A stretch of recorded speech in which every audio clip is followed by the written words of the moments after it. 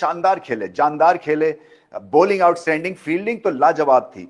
और भारत जैसी powerful team, जहां एक दफा लग रहा था जब अभिषेक चौके छक्के लगा रहे थे कि 200 तो आराम से होगा, मगर 160-65 तक ही रीच रखी भारत की स्ट्रांग बैटिंग लाइनअप की। सो बहुत बेहतर पहला पार्ट खेले, मगर उसके बाद रन चेज में वही बात है कि इसमें प्लानिंग की भी जरूरत होती है। इसमें बहुत बड़े नाम नहीं है, हाँ, सिवाय एक दो बॉलर्स के, बाकी तो मुस्तफिजुर रहमान जो है वो अच्छा है, आईपीएल भी खेला है। रिशाद हुसैन टीम में एक्सपीरियंस इतना नहीं, लेकिन फिर भी उन्होंने जो है बहुत फाइट की और उनकी फील्डिंग में आप देखे बड़ी जान थी, रन आउट्स भी उन्होंने किए और मौके भी उन्होंने कोई जाने नहीं दिए। खुर्रम, ये जो मैच समरी है, पहले तो इसके ऊपर नजर डालते हैं, फिर आपसे कि वो एक तरह से फ्लैटर टू डिसीव वाली बात हो जाती है और मुझे सख्त फ्रस्ट्रेशन होती है हृदय के ऊपर। देखें, हृदय हिट एंड मिस खामखा खुद ही बनते हैं। पूछते हैं, देखें अभिषेक शर्मा के 37 गेंदों पे 75 रन, फिर उसके बाद हार्दिक पांड्या भी फॉर्म में आ रहा है, अगर नहीं है तो 29 गेंदों पे 38 रन, और फिर शुभमन गिल। आप देखें रिशाद हुसैन ने सबसे अच्छी बॉलिंग की, 3 ओवर्स में उन्होंने 27 रन दिए। तंजीम हसन साकिब, ये भी उनके फास्ट बॉलर हैं।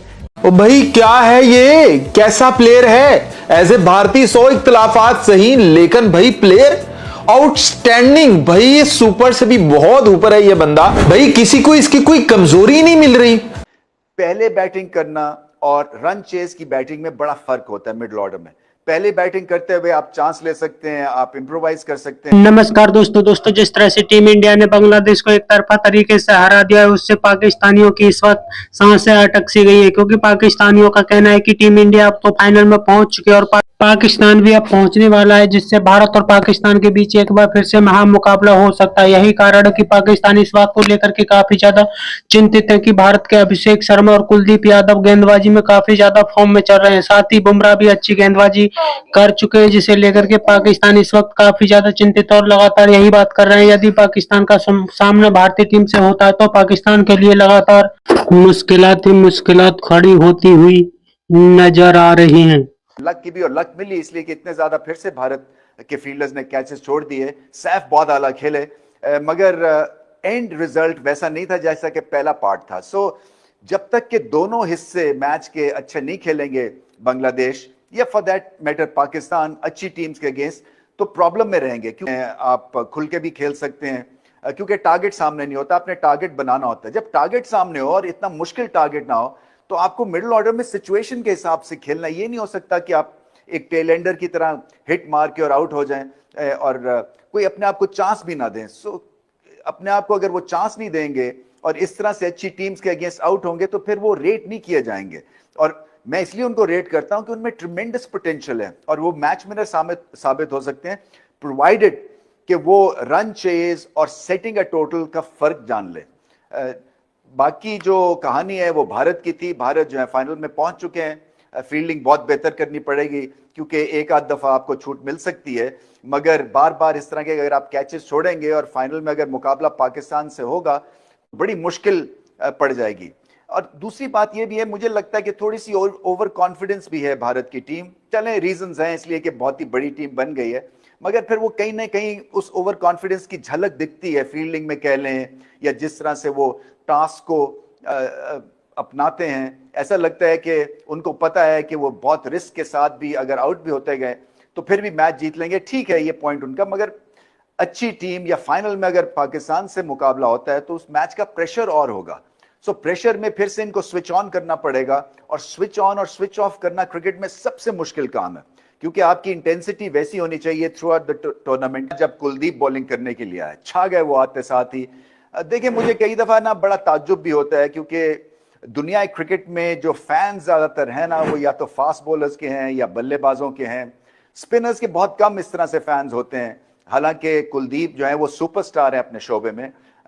शेन वॉर्न के बहुत ज्यादा फैंस थे, गिने चुने ऐसे बॉलर्स थे, स्पिनर्स थे जिनके दुनिया में फैंस थे। मुतायम मुरलीधरन पाकिस्तान से, सकलैन थे, मुशी थे, अब्दुल कादिर थे। तो इनको भी एक तरह से प्लेटफॉर्म मिलना चाहिए कुलदीप को, जितनी बड़ी ये परफॉर्मेंस करते हैं। और आज मैच फंसा हुआ था क्योंकि सैफ धुनाई पे धुनाई कर रहे थे, छक्के पे छक्के लगा रहे थे। क्या उन्होंने लाजवाब बैटिंग की बाय द वे, और उनमें भी कमाल का पोटेंशियल है, इसलिए कि 2 दफा उन्होंने प्रूव कर दिया अच्छी टीम्स के अगेंस्ट कि वो ही is here to stay. But Kuldeep जो हैं वो आके और जादू जगाते। क्या चीज अच्छी है उनकी बॉलिंग की, देखें जब वो गूगली करते हैं या अपनी लेग स्पिन करते हैं, बॉल की जो रेव्स है ना, उसकी जो बॉल जिस तरह से स्पिन कर रहा होता है उसमें बहुत ज्यादा फर्क नहीं आता है।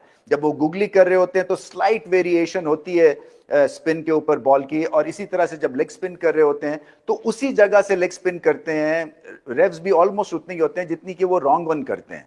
सो बहुत ज्यादा फर्क नहीं है उनकी लाइंस में और लेंथ्स में जब ये दोनों वैरायटी कर रहे होते हैं। इस वजह से वो कई दफा अनप्लेएबल होते हैं, और खासतौर पे इन कंडीशंस पे तो लाजवाब बॉलिंग की है। इनफैक्ट ये बड़ा अच्छा कॉम्बिनेशन इंट्रोड्यूस किया हुआ है भारत ने कंडीशंस को सामने रखते हुए, क्योंकि तीनों मुख्तलिफ बॉलर्स हैं। चक्रवर्ती का भी थोड़ा सा मिस्ट्री है उनकी बॉलिंग में, और खैर अक्सर तो जो हैं वो हार्ड लेंथ पे और एक तरह से आर्म डिलीवरी ज्यादा करते हैं, वो आपके जो ओरिजिनल लेफ्ट आर्म स्पिनर हैं। बट कुलदीप का जवाब नहीं है, एक दफा फिर लाजवाब बॉलिंग की उन्होंने।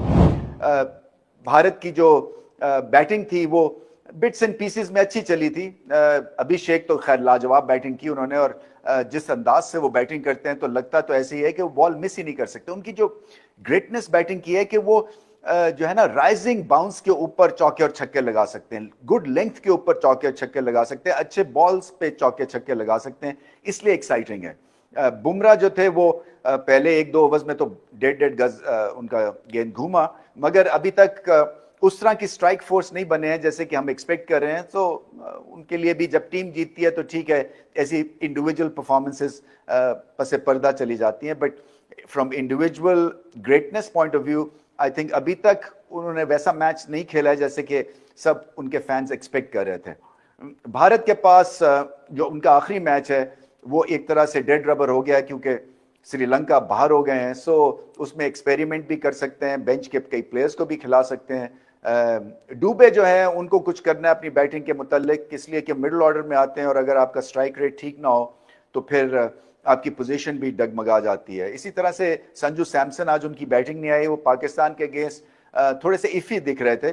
सो क्या उनको खिलाना चाहिए था, बैटिंग दिलवानी चाहिए थी, या नीचे नंबर जो उनका ड्रैग किया है इसका मतलब है वो पक्के हैं की जाने से। कुलदीप यादव जो है वो इकोनॉमिकल बॉलर है, आज भी उन्होंने 3 ओवर्स में 18 रन दिए, और उनके अलावा बुमराह जो पिटे थे गुज़िश्ता मैच में, आज उन्होंने अपनी उस कॉन्फिडेंस को रीगेन किया।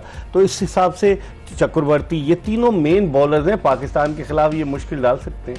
अच्छा, मेन चीज़ ये आज बुमराह ने बॉलिंग की ना, स्पेशली शुरू के जो 3 ओवर थे, शुरू के 2 ओवर तो बड़े प्रॉपर उसने ना स्विंग पे उसने रखा हुआ था बैट्समैनों को, मतलब दिख रहा था इन स्विंग, और अपनी मर्जी से जब वो शेप में अंदर बॉल लाता था तो बैट्समैन बिल्कुल ब्लाइंड था, उसको रीड ही नहीं हो रहा था। तो यहाँ पे ये चीज सिग्नल है, नए बॉल जो स्पेशली 2-2 ओवर होते हैं वो तो आप यूटिलाइज करें स्विंग पे।